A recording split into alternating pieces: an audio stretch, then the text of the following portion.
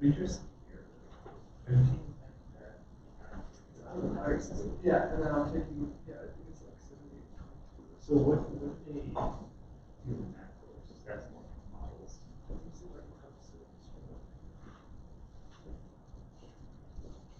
I think that's more model. First half of this class is like Right, stats, probability theory. and then like the second half of the class is like more or less. Yeah. Like that's as far as you go. So I think, so they have a semester. So that's first is second semester.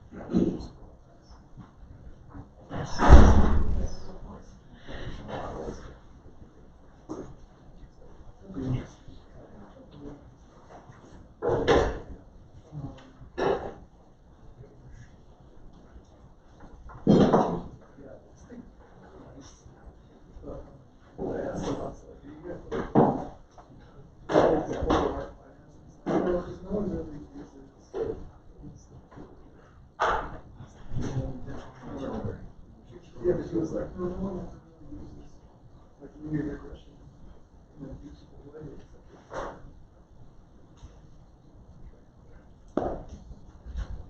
Okay, good afternoon, everyone.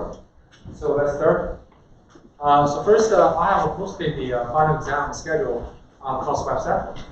So although you can also find it on the academic law in the campus journal, every semester the final exams are scheduled before the semester, even before the semester begins. So you can check out on the official website, but for convenience, I just list the final schedule here. You can also find it in the syllabus. Well, actually, we state the schedule of the final exam at the first day of our class. But nowadays, like if you want to look at where and when we will have our final exam, just look at the course website. And also, we'll keep reminding you the schedule of final exam in case that you miss the exam. That will be good. So it will be December 10th, 3:30 to 5:30 in the same group here. So let's continue with the Markov-Chain Monte Carlo sampling. So in the last lecture, the lecture before the TensorFlow tutorial, we introduced skip sampling, which alternatively sample each component of your latent random variable, right? So it can be viewed as a special type of Metropolis Hastings algorithm with acceptance probability to be 1, right? So it's very efficient. You'll never reject new samples, right? But does that mean we have already addressed all the problems in Markov-Chain Monte Carlo sampling? The answer is unfortunately no. So first, if you want to apply keep sampling, you have to ensure that your conditional posterior is always available and easy to generate new samples. Right? The first requirement. Many complicated models, however, doesn't satisfy this requirement. And secondly, even your drawn probability of your model can give you some tractable analytical conditional posterior. That does not mean your sample will efficiently explore the whole sample space. So why? Because of the strong correlations between different components. So here I'll give you an example. Suppose our random variable is just 2-dimensional. We have two latent random variables, z1 and z2. And here the red curve, I use this red curve represents the drawn density of z1 and z2. So this is a 2-dimensional Gaussian. And you see it's a flat ellipsis, right? That indicates z1 and z2 have strong correlations between each other. Right? So if we apply so let us write down draw the probability of Z1, Z2 could be something like mu1, mu2, and the covariance will have like sigma 1, 1, sigma 1, 2, sigma 2, 1, and sigma 2, 2, right? So if we use give something to generate samples for Z1 and Z2, we're going to alternatively sample Z1, give it Z2, Z2, give it Z1, right? So because Z1 and Z2 jointly follow multivariate Gaussian distribution, so each conditional posterior will be a conditional Gaussian, right? But issue is that Z1 and Z2 are tightly coupled. That means your conditional Gaussian will have very small variance. So we can analyze this, right? So the conditional distribution of Z1 and Z2. Suppose here is Z1, Z2, right? I'm gonna sample Z1, right? So the mean will be sigma 1, 2, sigma 2, 2 inverse Z2. And the covariance will be sigma 1, 1 subtracted by sigma 1, 2, sigma 2, 2 inverse sigma 2, 1, right? So it's just the formula I recited. I recited the formula. So you can see, if you marginalize out this two-dimensional Gaussian, your covariance of Z1 will be sigma 1, 1, right? Just the part, just the diagonal part, just the block diagonal part for Z1, right? And now if you calculate the conditional distribution, so you subtract the variance by some positive term. Sigma 2, 2 is positive. And sigma 1, 2, sigma 2, 1, they're symmetric, so it's a square, right? So this must be positive. That means you actually decrease the variance. And you can imagine that if Z1 and Z2 are highly correlated, means that sigma 1, 2 is quite large. Sigma 1, 2 is cross correlation, right? Cross correlation very large. That means, okay, this term is large. Then we'll subtract sigma 1, 1. You can imagine this variance could be quite small. That means this conditional Gaussian distribution could be very narrow, something like this. Right? This is the conditional mean. So when you use this conditional Gaussian to sample Z1, you find that most likely the new sample is just surrounding the conditional mean, right? It's highly unlikely that you're going to generate a sample quite far away. That means even you can generate a new sample, you have a 100% chance to accept it, but it's just nearby the current sample. In total, it means that you won't be able to explore the whole sample space very fast, right? Every time you just like go forward or go a step forward or step backward, like 10 kilometers, or not 10 kilometers, 10 centimeters, right? That's not effective. That's the issue of the keep sampling. If you look at the trajectory of keep sampling, you'll find the typical trajectory is like something like this. So we're gonna explore very cautiously, not progressively. But ideally, I want my sampler to, fastly explore the whole sample space so that I can quickly capture the density of the whole density, the whole posterior density, right? Rather than a step forward, step back a little bit each time. So that's the major issue of keep sampling. So so a common used trick in design of keep sampling algorithm is to identify which set of variables are strongly coupled and which set of variables are kind of less correlated. Then we partition the random variables according to how correlated they are between each other.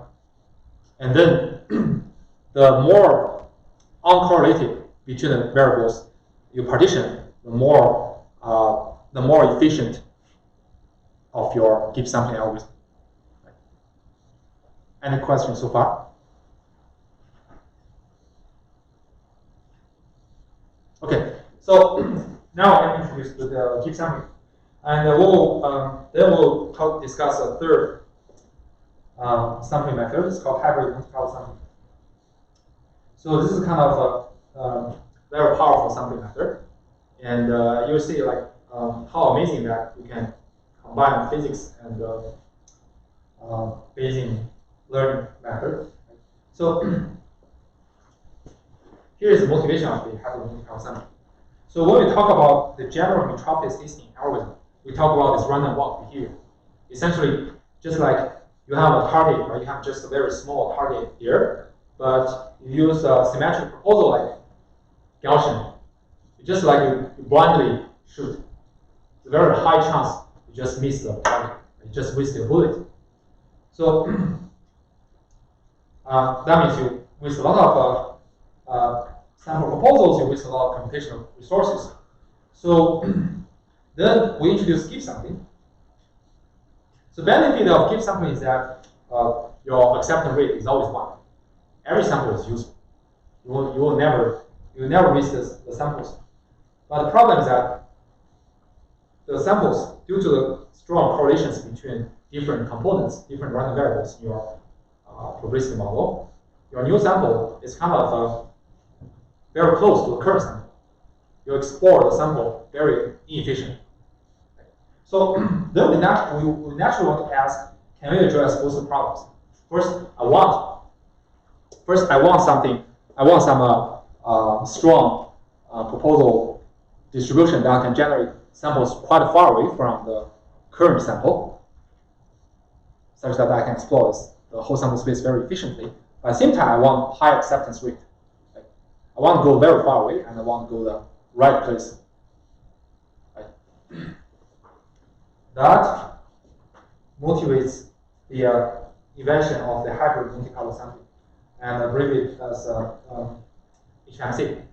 And hybrid Monte Carlo sampling is also called Hamiltonian Monte Carlo sampling.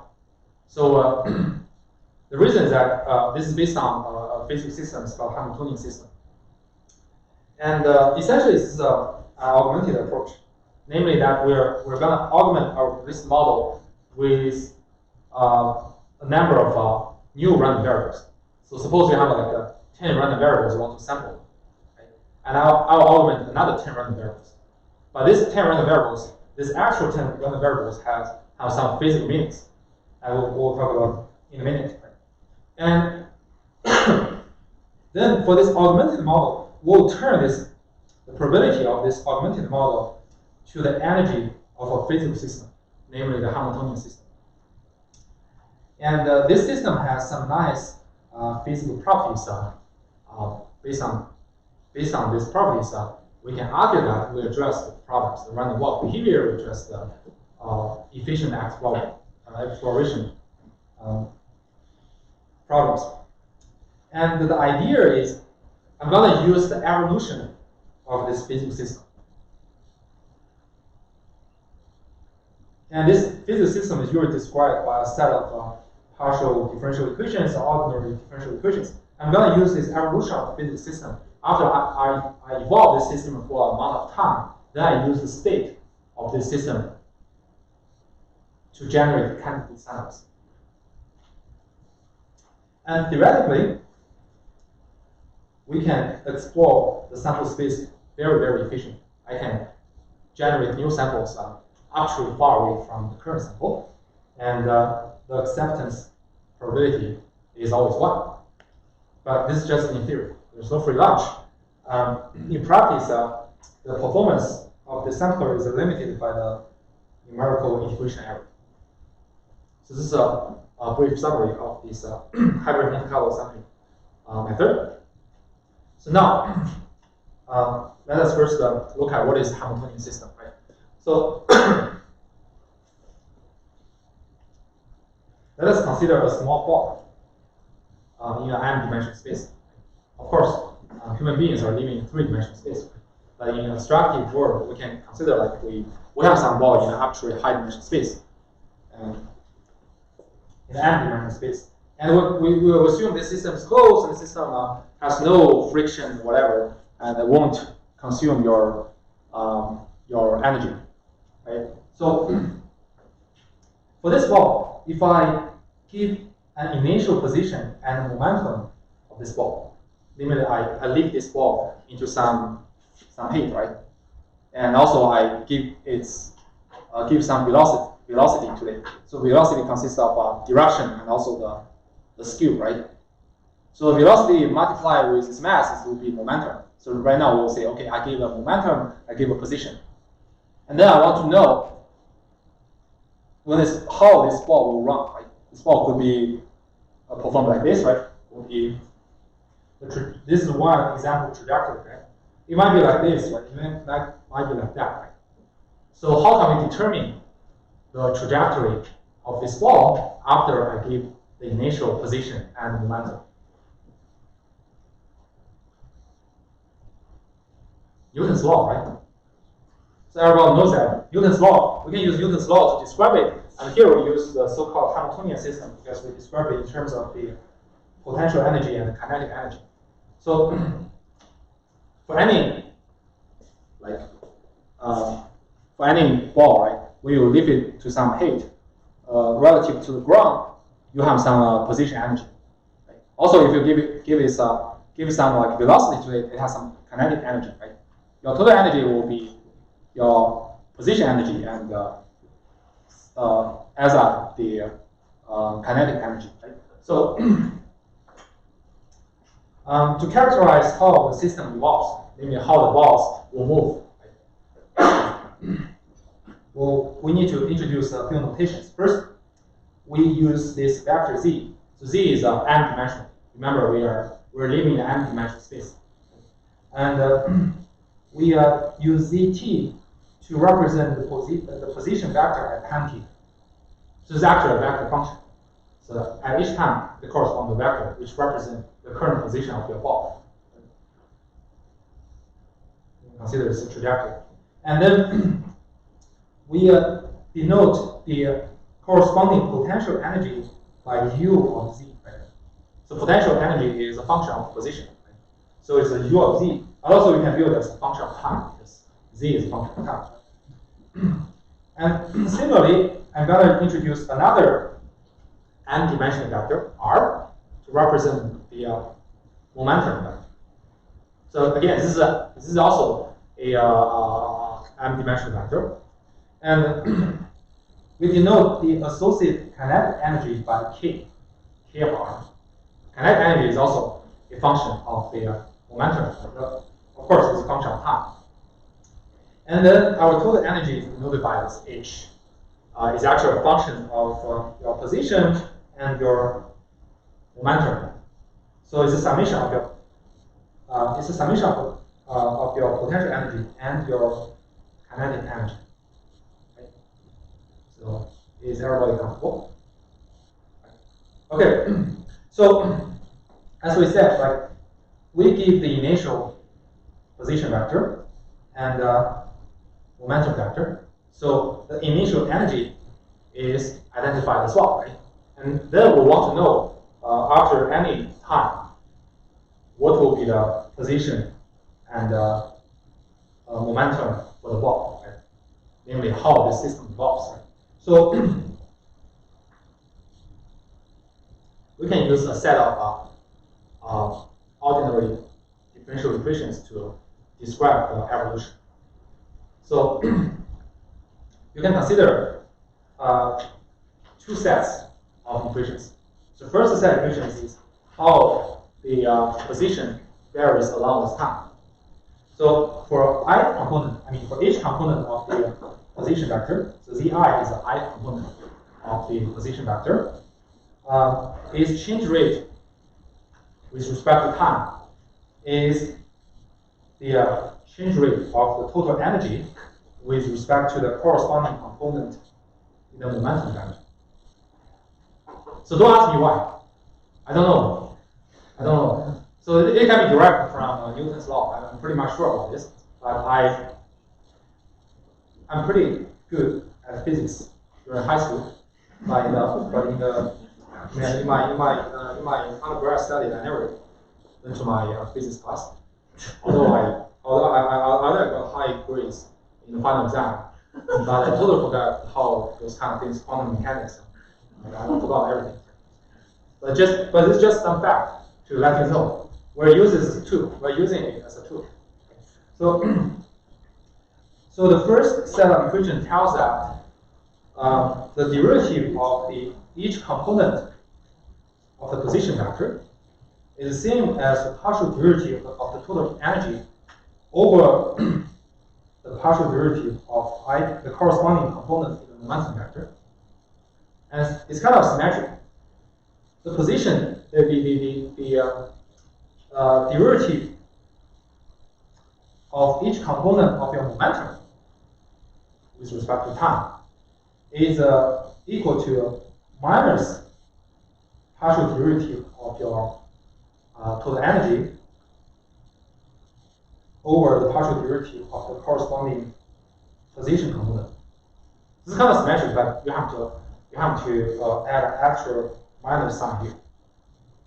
So it's not hard to memorize. But you're not required to memorize. So as long as you can solve this system, you can solve what is the solution for ZT and RT, then you can know at any time what is the position and momentum of your ball, right? So now let us look at how we connect or how we migrate our probabilistic model into this system, because we're going to use this system as a tool to generate our samples. Right? We're going to use this system to construct a Markov chain. Use that chain to generate samples. Right? So first, we need to incorporate our probabilistic model into the system. Right? How can we do that? So suppose this is our probabilistic model, right? So we have a latent random variable z, which has m components, and here d is some observed data, right?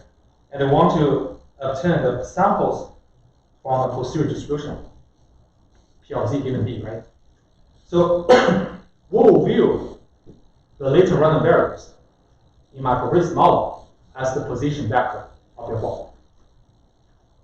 Now you see here, like we use the latent random variable in our probabilistic model to represent the position of your ball in the homogeneous system. That's the key idea. And then we define the potential energy as the negative log Joule probability of your model. You can define actually potential energy. Here we choose to use the negative log Joule probability.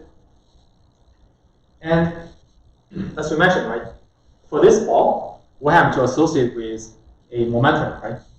So we're gonna use another m-dimensional vector, r, to represent this momentum. This is also a random vector. And we define the kinetic energy as this quadratic ball. So how our transpose m inverse r. So m here is a positive definite matrix. So what does this kinetic energy look like? I heard that Gaussian, right? It's very like you take a Gaussian, negative Gaussian of your distribution with m as a covariance, right? Although throughout the law determine such kind of thing, doesn't matter, it's just constant, right? So, and in practice, we often choose m to be diagonal matrix or identity matrix. So now, given your position vector and your momentum vector are some random vectors, right? So that means your potential energy, your total energy will be a random variable as well, because z and r are just random variables, right? So your total energy is summation of your position, your potential energy and kinetic energy, right? So based on this energy, total energy, we can define a distribution of this energy. The distribution of this z and r, the distribution of the position vector and momentum vector. So this is just a definition, right? So we define this joint distribution of your momentum and position to be proportional to the exponential of negative total energy. Right? So what does this distribution include? We can take a look, right? So remember, H consists of this potential energy, right? Potential energy is actually negative logarithm of the drawn probability of our original model. So actually, this is actually a distribution something like this: P of z, d. If you take exp, you take negative, negative, here cancel, right? And exp take log, just cancel. You actually multiply the original drawn probability of our probabilistic model with a Gaussian distribution of your momentum vector, right? Just something like this. So that's how we connect our Hamiltonian system with arbitrary probabilistic model from which we want to sample, we want to generate samples. Any questions so far? So everyone is comfortable with the setting? Okay. So now, if we use the definition of the definition we just mentioned, right, and apply it to the Hamiltonian system, this set of ODEs, ordinary differential equations, you'll get the specific equations, right? So the derivative of each component in the position vector is times m inverse r, and take the ith component of this vector. So you just apply this equation here. You end up with this, and the derivative of ith component in the momentum vector, dri over dt, is minus partial u. Partial u is a partial derivative of the position potential energy, right, over partial zi. So remember, u here is a negative log drawn probability, right? So here actually you're gonna this is the gradient of your log likelihood of your original model. So you'll see that actually to evolve a Hamiltonian system, we need to utilize the gradient information from the log model likelihood.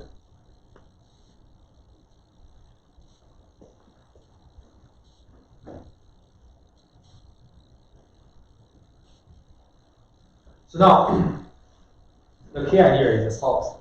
So given the setting, right? So we have introduced the Hamiltonian system is actually trying to look at the trajectory through a ball, right? And we want to associate it with our probabilistic model. We want to use it to generate samples. How can we do that?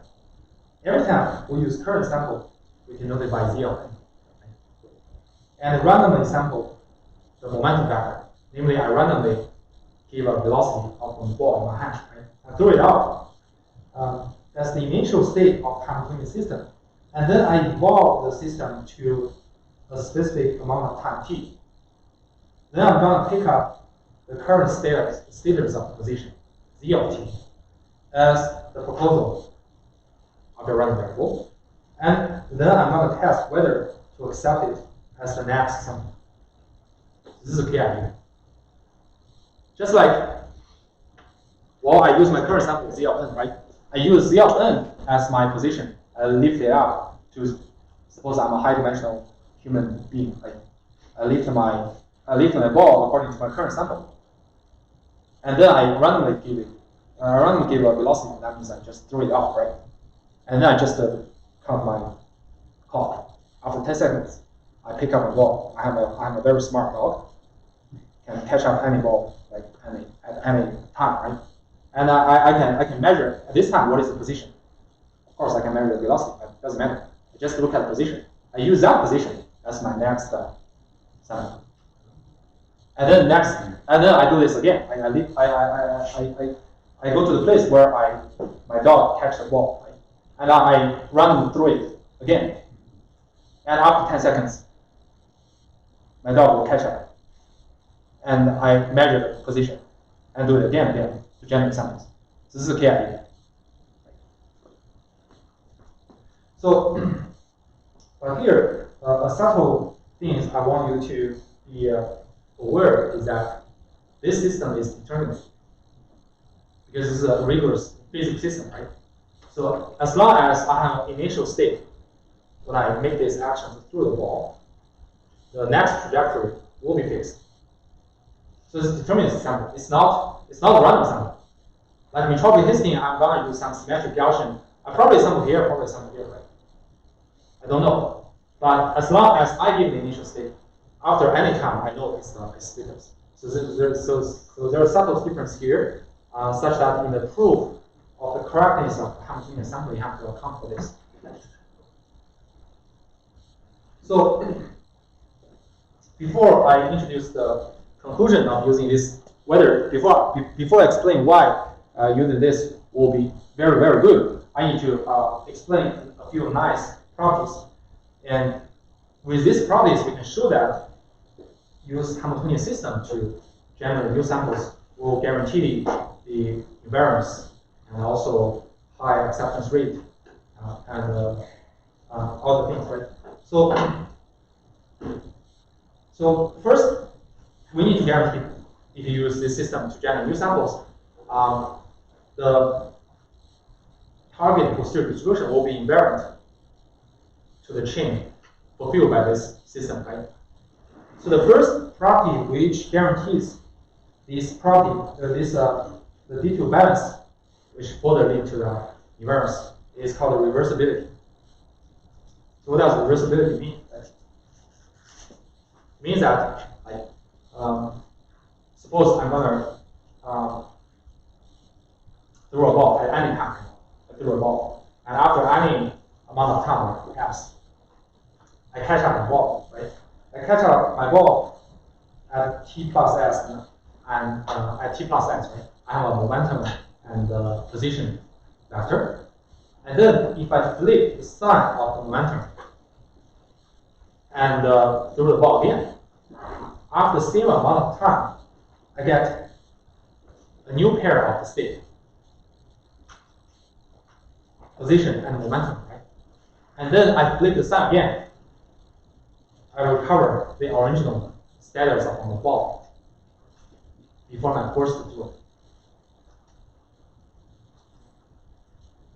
So in general, we define an operation. This operation will be on the current status of your ball. Our operation here is to negate the momentum vector. That's it, right?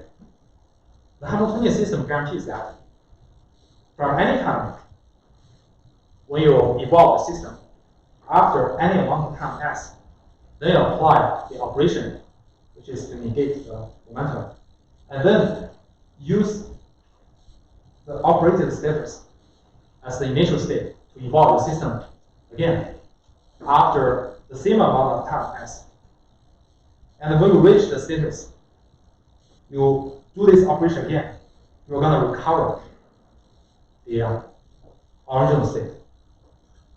So people may ask why. It's kind of like why would we bother to introduce this operation and the reversibility? Right? So actually, this is a key to ensure the D2 balance. So what is D2 balance? If you still have impression, right? If we want to check D2 balance, essentially, I mean, very informally, right? Not saying rigorously. If I want to check whether this P star is invariant or invariant to this transition kernel T, right? So if I can say, if I start with P star, if I use P star to generate one sample Z and use this transition kernel to get another sample Z prime, this probability is exactly the same as I use P star to generate Z prime and use Z prime to transit to the original sample Z. If these two probabilities are same, we can conclude they satisfy D2 balance. Then we can conclude that P star is invariant to the transition kernel T, right? Basically it says, okay, if I jump from Z to Z star, this probability is the same as the jump from Z prime to Z, right? But here, remember, Hamiltonian system is kind of determinate system. Means that as long as I give Z prime is fixed, is identical, it's not random. You can consider Z prime as kind of a matching from Z to Z prime. It's one-to-one matching. So this transition kernel essentially is a delta function. So Z prime must be some matching from Z after some amount of time t, right? So if Z prime equals to other things, this probability is simply 0. So now if you want to look at back, what is the probability of jump back, right? You have to ensure if you start with Z prime, it follows same path to jump back to Z. If it is not reversible, that means if you start from Z prime, it jumps to other place, then this part is simply 0, right? And this part is a non-negative probability. So you'll never be able to satisfy D2 balance. That's why reversibility is very important, because you're using a determinist approach to generate next sample rather than some random approach. Does it make sense? If you do not satisfy reversibility, right? If you start from Z, you generate Z prime. But if you start from Z prime, you generate to Z3. Then this probability is simply 0. Because Z prime, from Z prime, you can only jump to another sample. It's not Z, right? So this probability is simply 0. You won't satisfy the D2 balance. That's why we need to introduce an actual operation on a sample, right? We're gonna, rigorously speaking, like we'll use this system to generate sample. We start from initial state, right? We evolve this system following some amount of time s. Then we do some operation here. We generate a new sample here, right? Why? Because we do the same thing. We do the same thing for the same amount of time. We can go back to this original sample. Right? So to generate one sample from this dynamic system, from this system, actually we have two steps. So first, I'm gonna evolve this Hamiltonian system for some amount of time s. Then I'm gonna apply some operation to this current status. The key operation is to negate the momentum. So this will be counted as my candidate proposal. Why? To satisfy D2 balance, we can say that I evolve the same amount of time s. I will reach here, right? And then I do the operation, same operation again. I return to the original sample. Right? That's where our D2 balance is satisfied. Does it make sense? Okay, so the first nice property is called reversibility. The second property is called conservation. So what does conservation mean? It just means your energy won't change. The verification of this is very straightforward. You just calculate the derivative of your total energy with respect to time t. It's simply 0. That means, okay, along with time, because it's a closed system, you don't have friction. Actually, your energy won't be consumed by other sources, right? So our energy will remain fixed. Right? So this is a key reason that you're going to have very high acceptance rate in theory, namely 1. Acceptance rate is always 1. Right? And the third property is called volume preservation. So what is volume preservation? So remember, the evolving of the Hamiltonian system is essentially magic. Right? Once you are given a specific amount of time s, we will start from the current status, you evolve it for s time, you get a new state. You actually get a magic. So consider in a sample space, I pick up an arbitrary region. For any point in this region, I just evolve my system for the same amount of time s. S can be pre-specified, any arbitrary pre-specified, right? So I'm gonna have a map state, right? Map state. So if we enumerate all the points in the original region and evolve them with the same amount of time, I will get a bunch of corresponding mapped point, right? So this is another set can be considered another region, right? So volume preservation just means after mapping, the volume of the region does not change. So probably the shape will change. The shape might be some weird shape, right? It might not be. So here is circle. Then the mapped region won't. It's not guaranteed to be a circle. It could be like ellipsis or rectangle or whatever, right? But we can prove that the volume of these two regions are the same. It's called volume preservation. Does it make sense? So, what is the essence of volume preservation? So, mathematically speaking, volume preservation just means the absolute value of the determinant of the Jacobian is 1. So, what is Jacobian?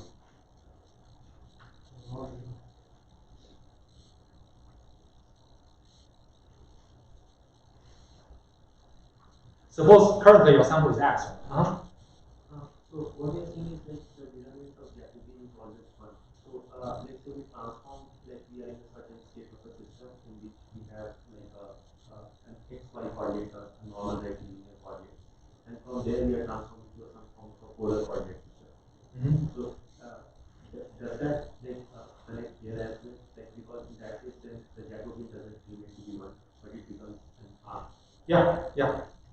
Jacobian, the determinant of Jacobian 1 is not very, universal. There's actually many transformations won't satisfy the volume preservation. That means your determinant of Jacobian is not 1. Right? So we're talking about this special property. This is a very nice property. So suppose your current state is just X, right? Remember X is some n-dimensional vector. So you apply any transformation, you get a transform vector, T of X. T of X has the same dimension of X. This is very important. So T of X can be from some Hamiltonian system. You evolve it from amount of time S, right? It can be arbitrary system or transformation. So volume preservation just means if you calculate the Jacobian of Tx with respect to X. So this is a vector, right? And this is a vector. So gradient, actually, I should say derivative of this transform vector with respect to T of X will be a matrix. Okay? This is the definition of Jacobian. And the determinant of this Jacobian is 1. Means that you have volume preservation. What does this volume preservation mean for the distribution function? No. Actually, this T of X is some fixed transformation. Of course, you can introduce some randomness, but this is all of our scope. You can apply any transformation. You can imagine like you can apply any transformation here, right? Any mapping. Like you can pick up any small region here, and you can map all the points to another place through this mapping, right? These mapped points will consist of another region, right? And if these two regions have the same volume, we call it volume preservation. But it's equivalent to say after the transformation, the Jacobian is 1. The determinant of Jacobian is 1. Does it make sense? But as to why this is the case, is actually related to the coordinates transformation, as you just mentioned, right? If you convert some xy coordinates to some polar system, and we all know how to do that in one-dimensional case, two-dimensional case, but rare people have done the three-dimensional case or high-dimensional case. But high-dimensional case, you have to consider the Jacobian. I can spend a few minutes to explain. So, suppose you are doing an integration, right? Fx. So remember, volume is, if you want to calculate volume over any region, you just do an integration, right? And Fx can be considered as some value of that. And if it is satisfies some properties, it's called measure, right? It's called measure, but it doesn't matter, right? So So now if you do some variable transformation, you have introduced a function y equals to the g of x, right? Now I want to change the integration variable from x to y. How can we do that? Okay. So I'm going to replace x by a function of y, right? And I'm going to represent d of x by d of y. But this is not, we cannot directly replace it, right? We have this relationship dy equals to g prime x dx, right? So I have to substitute this. So you have to dy divided by g prime x. Right? So this is actually Jacobian. This is just one-dimensional Jacobian, right? If there's two-dimensional, this will be a 2x2 matrix, and you need to calculate determinants 2x2 matrix. And you have like three-dimensional case, that will be four-dimensional case. You actually have to plug in the Jacobian. So basically, it says that the determinant of Jacobian is 1. Basically means that, okay, so here's my system, right? So under an infinitesimal region, your volume in two-dimensional space is just an area, right? After the transformation, you're going to transform it in another weird system, right? After transformation,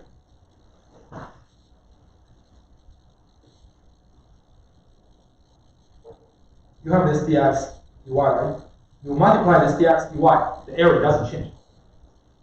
But in a lot of like transformations, the area will change. So if it doesn't change, it has nice properties.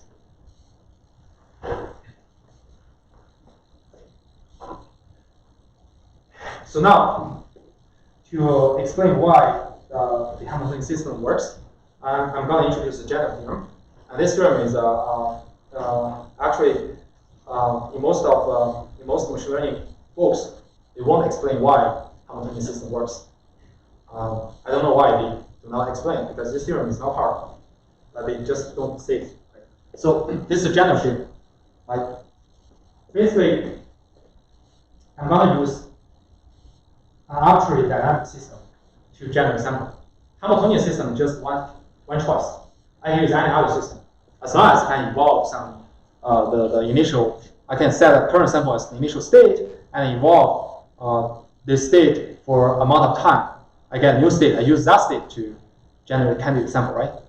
So psi t just represents this mapping given amount of time t, right? So that v is the extended variable, and v consists of z and r, and z is our original random variable, r is an augmented random variable. In Hamiltonian system, r represents the momentum vector, but in an arbitrary dynamic system, you can view it as anything you like. Right? So I define v prime as the state of your dynamic system, with v as the initial state, and involved for amount of time t. So v prime. And if the following conditions are satisfied, then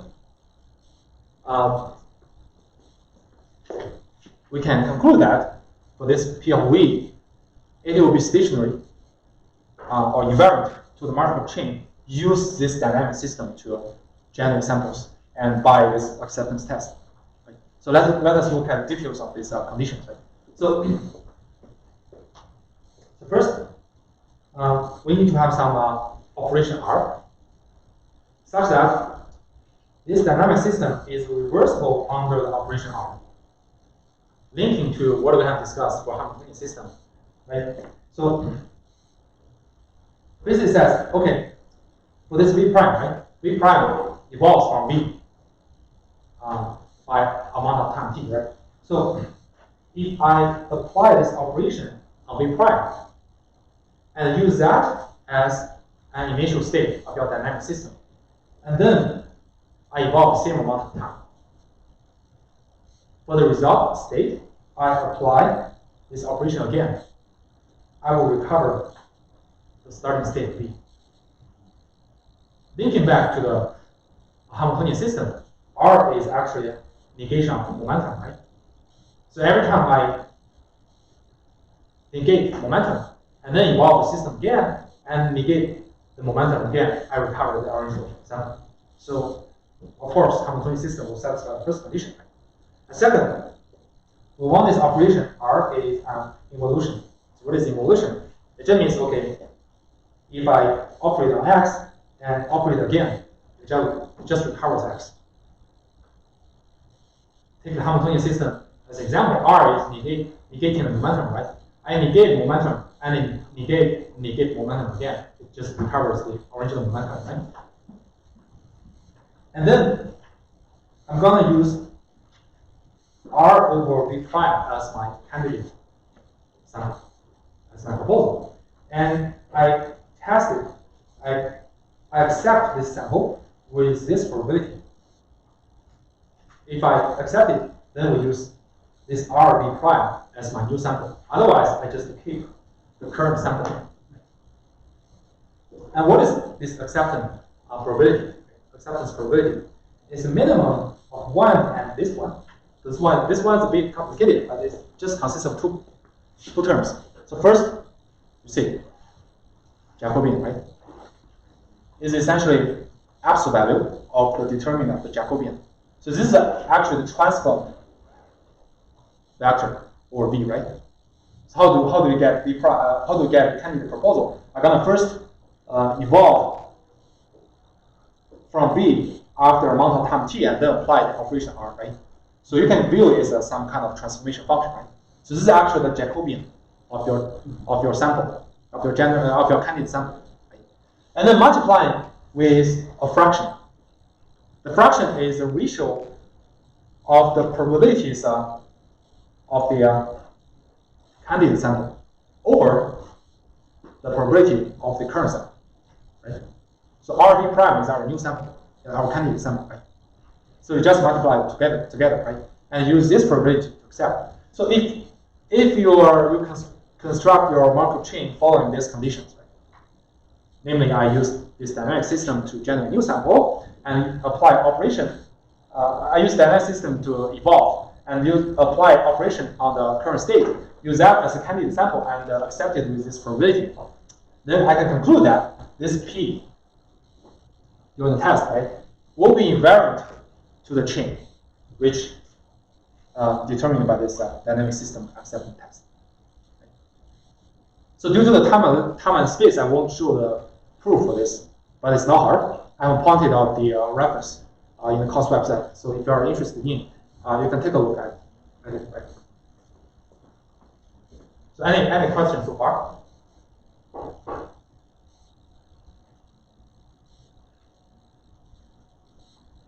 So when you calculate the sample rate, so the distribution is already known or the current approximation? P is anything like, yeah, it's already known how P is proportional to something. Like P can be some posterior distribution, right? But if you do not know posterior distribution, as long as it's proportional to the joint distribution, it's fine. It's just like entropy histine, right? You use joint probability because they are up to a normalization constant. They will be cancelled during the denominator and the numerator, right? Any other question?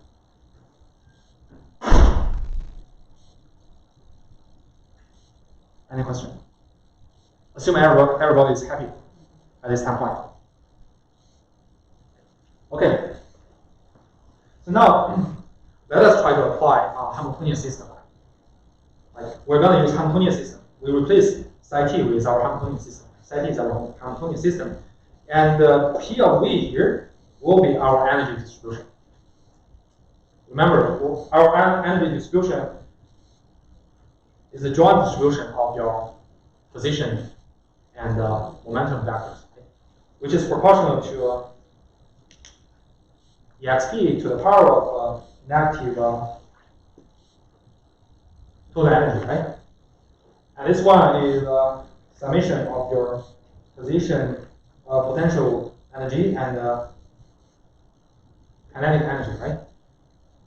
So we want to apply Hamiltonian system to generate samples. So first, as we mentioned, right, this Hamiltonian system is reversed under the operation of negating the momentum, right?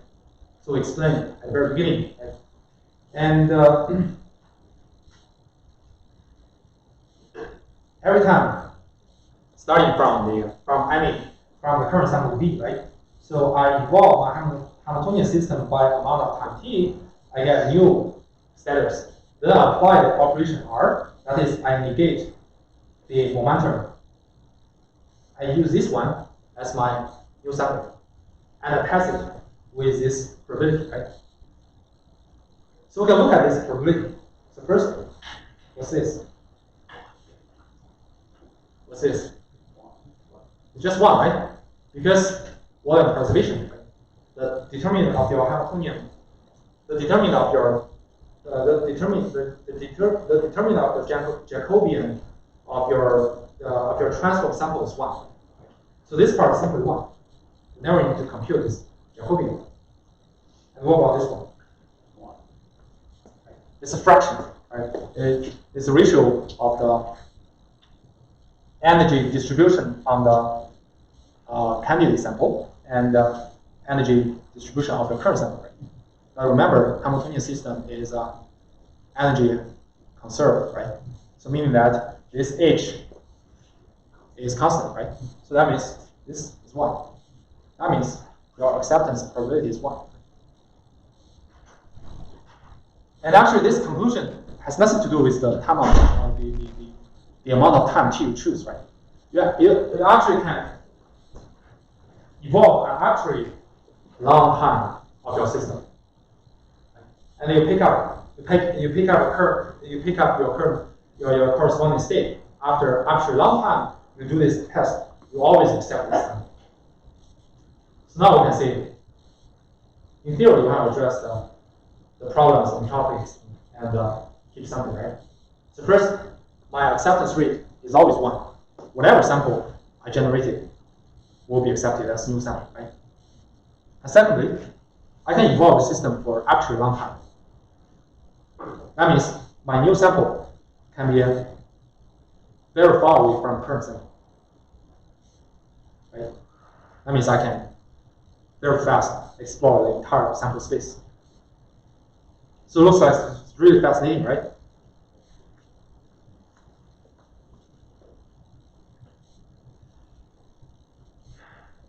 But real life is cool because we'll never be able to use, the real Hamiltonian system to generate candidate samples because we do not know the solution.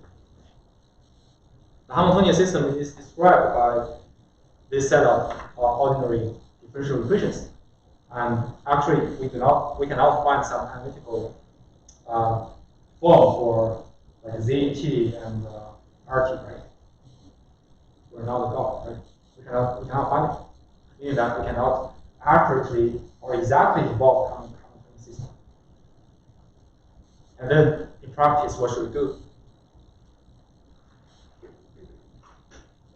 We can only do the approximation. Right? So this is usually referred to as numerical integration. Right? I use some numerical solvers to solve these ODEs.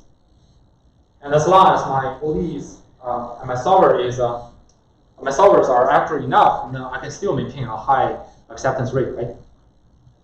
That's the key idea. So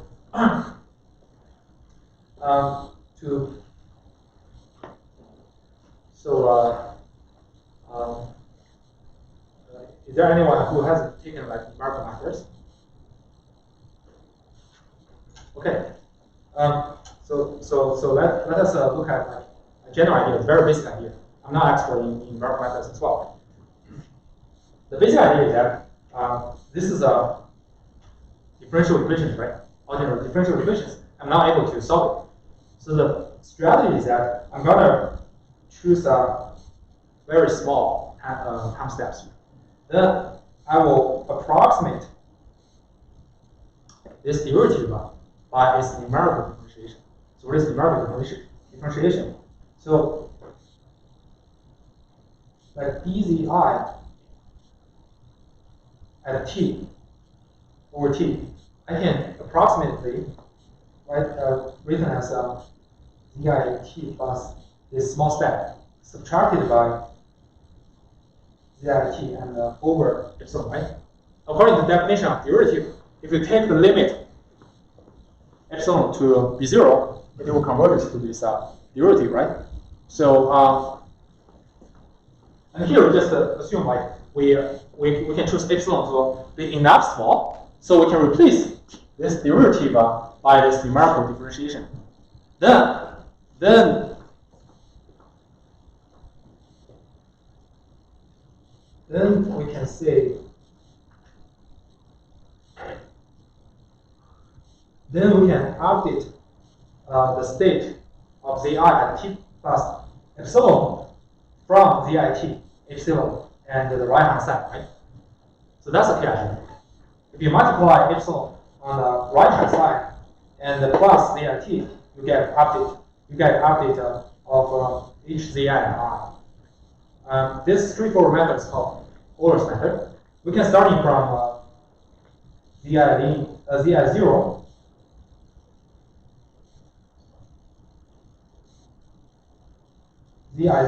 Each zi0 and ri0. So those are initial state. They are known, right? And then we can gradually obtain, say, zi epsilon, ri epsilon, zi2 epsilon, ri2 epsilon, and zi3 epsilon, ri3 epsilon. Through this method. This is called Euler's method. It's pretty straightforward. And here, for convenience, let us assume M here is just a diagonal matrix, and diagonal elements are S1, S2 to Sn. So then to update the component of Zi, right? Zit plus epsilon, this will be the ith component of M inverse R will be simply Rit over Si. Does it make sense? It's just substitute the diagonal matrix for M, you get the result, right? But Euler's method is kind of a naive method. It's not very accurate. So in practice, we will use a more advanced method. It's called leapfrog. So Euler's method is a first order method. Its global error is proportional to epsilon, and leapfrog method is a second order method. So it's one order of magnitude more accurate than Euler's method. So basically, you can imagine, if you choose epsilon to be 0.01, then the accuracy of the error of Euler's method is like proportional to 0.01. But the leapfrog method is kind of proportional to 10 to minus 4 epsilon squared, right? So, what is the leapfrog method? So the interesting thing is that it introduces half step. So to see this, right? So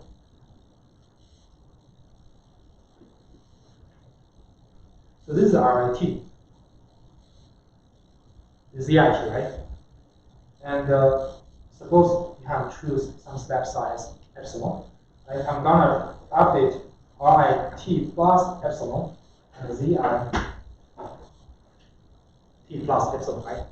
So all those methods just says, okay, I'm gonna use ZIT to update RIT plus epsilon because according to our equation, like this, you update ZIT according to R. You update R according to Z, right? So all those methods simply says, okay, to get the state at T plus epsilon for I momentum vector, it relies on the corresponding component in the position vector epsilon time ago, right? So similarly, when you get ZIT plus epsilon, you will rely on RIT. Right? This is Euler's method. But for leapfrog method,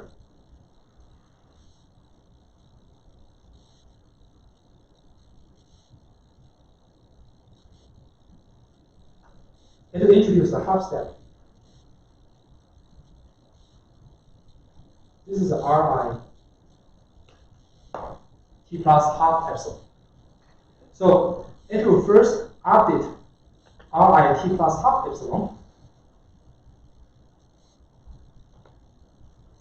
based on Zi. This equation, this equation does, right? So of course the step size will be half epsilon, so you have to multiply half epsilon, right? So now I have an update for this half step state, right? And then I'm gonna update ZIT plus epsilon. But now ZIT plus epsilon is not gonna depends on RIT. It depends on this half step state. Right? This is the second equation. But here, that second step equation. But here it still uses step size epsilon. That means you can basically think as you use the state in between t and t plus epsilon as average, then multiply the step size. Right? And then given this vi t plus epsilon, you use that to update ri t plus epsilon. Right? So the only difference is like you introduce the intermediate step. Right? It's a very smart method, and it turns out it will increase one order magnitude accuracy. Okay.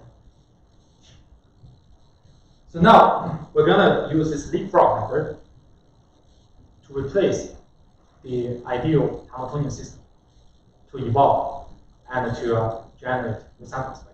So again, because although it's kind of numerical solver, numerical integration step, so it's still a dynamic system.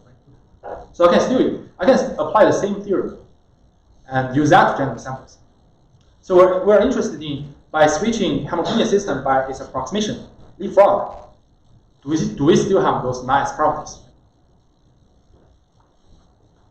So the first property is the reversibility. Right? As we mentioned in a Hamiltonian system that is continuous system, it is reversible under the operation to negate the momentum, right? And it turns out the leapfrog has the same property, right? If you use leapfrog to do this numerical integration, if you negate the momentum and do this again after the same amount of time and negate again, you will recover the original sample. So this is a key property. We can satisfy D2 balance, right? So second, volume preservation. So the leapfrog also satisfies volume preservation. So that means, okay, if I just apply my leapfrog methods for multiple steps, I get a new sample. I calculate determinant of Jacobian of the new sample with respect to the original sample. The determinant is still 1. The proof is also simple because each leapfrog method is a shear transformation. Shear transformation will preserve the volume. You do a sequence of the shear transformation, just preserve the volume. Right? And here, one asks the question: does the conservation still hold?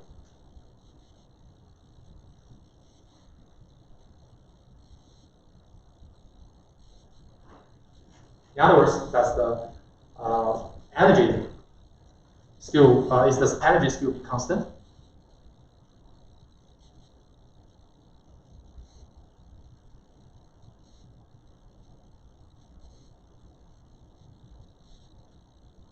Don't be confused. No. Why? Because this is an approximation to the Hamiltonian system, right? Only if you can exactly do this, while you can preserve the energy, right? You cannot do it. You always introduce some error. That means you always waste a few energy. Right? Your energy won't be this.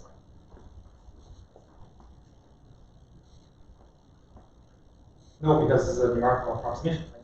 So now we can apply the leapfrog. Right? We can use the same general theorem and test whether leapfrog is better. Right? So again, leapfrog as this dynamic system will satisfy the reversibility and again use the same momentum negation operation. So it's a evolution. And again, because in the testing condition because volume preservation, so this determines Q1, right? And then you only need to evaluate the ratio of the energy probability of your candidate sample divided by the between the probability of your current sample, right?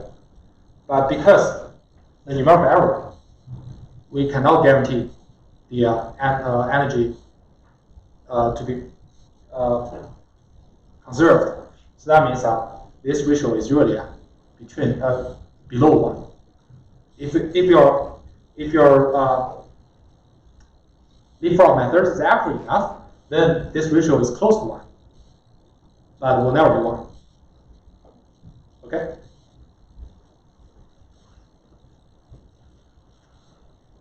So now we can look into the details of your Hamiltonian system based on leapfrog. So first, we're going to augment our latent variable z with momentum variables r. So r has the same dimension with z. Be aware of this, right? So we're going to construct energy distribution. So the position energy will be a negative log drop probability, and the kinetic energy is just this quadratic form, and the total energy is a summation of these two types of energies. So your distribution over the two states, position and the momentum, will be exponential and proportional to exponential to the negative total energy. Right?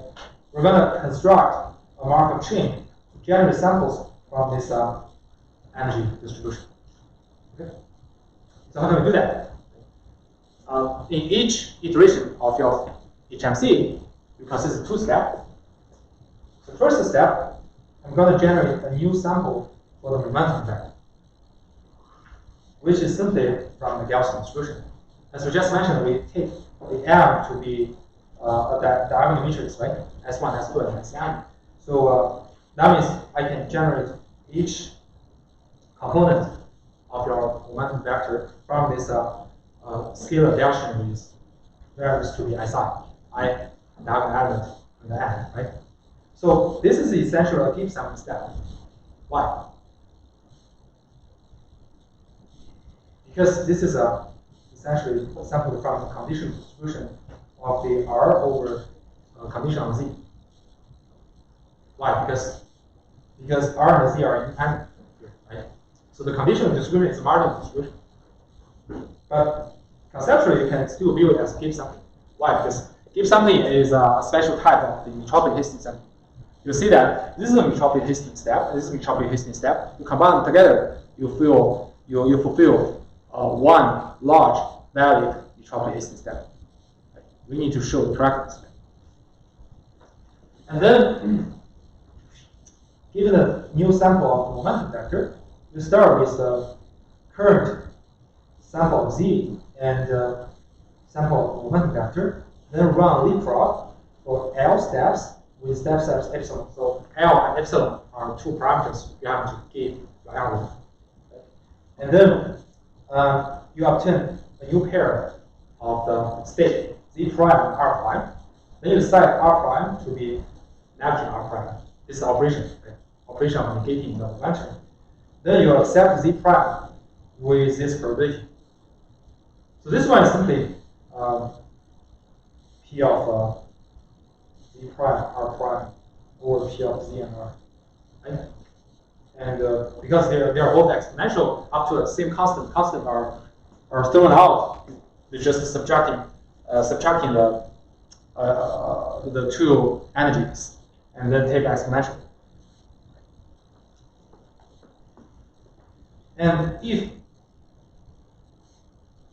you accept Z prime, then you set the next sample will be Z prime. Otherwise, you keep current Z. Right? So this is essentially an metropic Hastings step. Right? And then you get a new sample for Z, and you repeat these 2 steps until your linear step until you get all the samples. So this is HMC. Any question for this algorithm steps?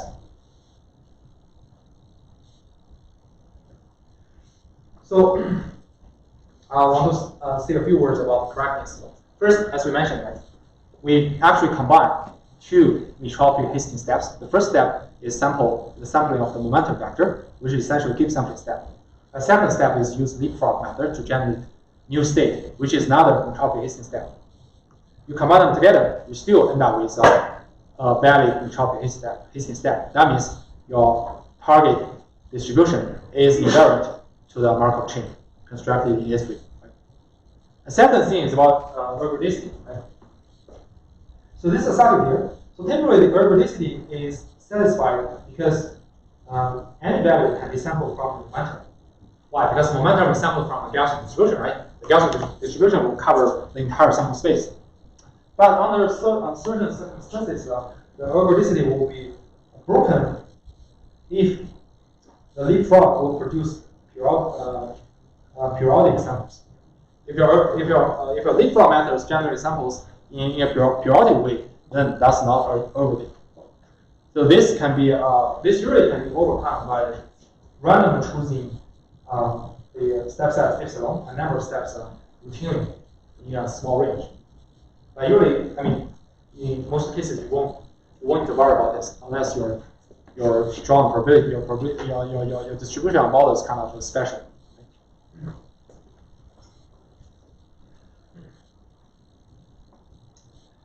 So I want to discuss a few things about application of a Hamiltonian system. Right? So first, you need to be aware Hamiltonian system only applies to continuous distributions. Why? Because to evolve your system, as we mentioned before, right, you have to evaluate the derivative of your position energy, right? Potential energy. The potential energy actually negative log-John probability of model, right?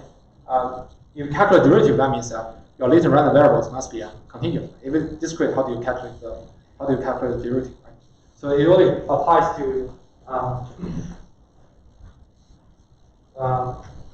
continuous random variables. But if your model is mixed with continuous random variables and discrete random variables, you can partition them into two parts. The first part, for discrete random variables, you can use other methods like general entropy hasting or any give something whatever, right? And for the continuous part, you can do the HMC, because as long as two parts are both generated from a valid entropy hasting step, when we multiply them together, when you combine them together, you still end up with a valid entropy hasting step. And it's very powerful Markov chain to have something. So as long as your distribution is continuous, I will first recommend you to implement this. And usually it's much better than the vanilla entropy hasting. And HMC is known for machine learning community its application to Bayesian neural networks. Maybe 20 years ago, there's a pioneer who's in University of Toronto. He's a student of Jeff Hinton, Ralph Neal. He is the first guy who applies Hamiltonian system, Hamiltonian hypermulti-power sampling to infer Bayesian neural nets, which are our next topic. And it turns out the performance is very good. So usually people will HMC as a gold standard for the inference for Bayesian neural nets. So